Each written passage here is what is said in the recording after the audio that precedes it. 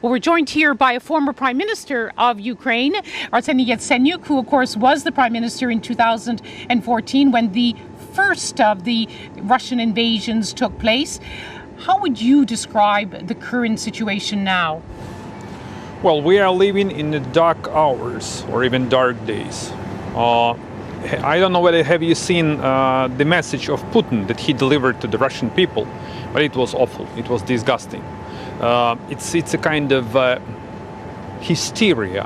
What is it in particular? The fact that he said that Ukraine was a fake country? Absolutely. The thing is that he actually completely denies the Ukraine as an independent state. He completely denies Ukrainian as a free people. So the situation is dire. It is very, very complicated. Whether we have a door of opportunity to have any kind of diplomatic talks, I am not sure.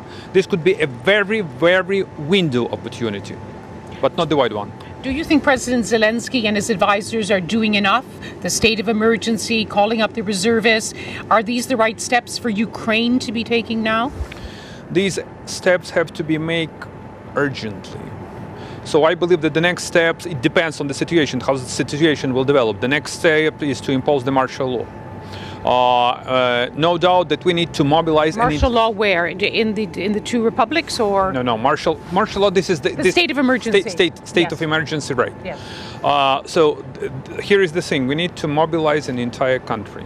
So we have to stay united as the Ukrainian people, and we have to stay united with our Western allies. And I believe that right now, I don't remember this kind of strong support from the Western countries of Ukrainian independence, because this is the challenge not just for Ukraine, this is the challenge for the entire free world.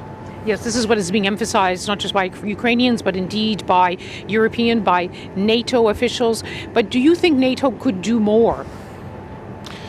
NATO had to do more in 2008. You think if they had done more in 2014, 2015, this wouldn't be in the... In 2008, when we asked for membership action plan, I was the Speaker of the House when I co-sponsored a letter asking for membership action plan in 2008. And the West has to draw the lessons out of this. In 2014-15, I believe that the West draw the lessons out of this. And what kind of lessons right now we have? Because Americans and Brits, they started to supply defensive weapons, which didn't happen in 2014. You are very tough on sanctions, and you managed to stay united. No fractions within the European Union. So you are on the same page with Ukraine, and you are on the same page with the entire Western alliances. How do you read the current situation? The big question now seems to be whether Russian-backed forces will go beyond the territory, the 1/3 they control in Donetsk and Luhansk. Do you think they'll stop there? There is no Russian-backed forces. There is only the decision of President Putin. It all depends on Putin. Last time I told you that it all depends whether he wants to be remembered in the global history as Adolf Hitler. Because right now he's on this way. So he still has the chance to stop. In terms of these so-called separatist republics, Putin said that he launched a peacekeeping operation in these republics. Well, that's not true. What Putin already did, that's not a peacekeeping operation. This is a war-bringing operation ordered by President Putin. Well, I'm sure he wouldn't want to be compared to Adolf Hitler. He says he's doing it for the people of Russia and also on request from the people in those republics, those who we saw celebrating and who are telling our correspondents in Rostov-on-Don, the evacuees, that they welcome the move. He's lying. He wants to invade an independent country. He wants to kill innocent people.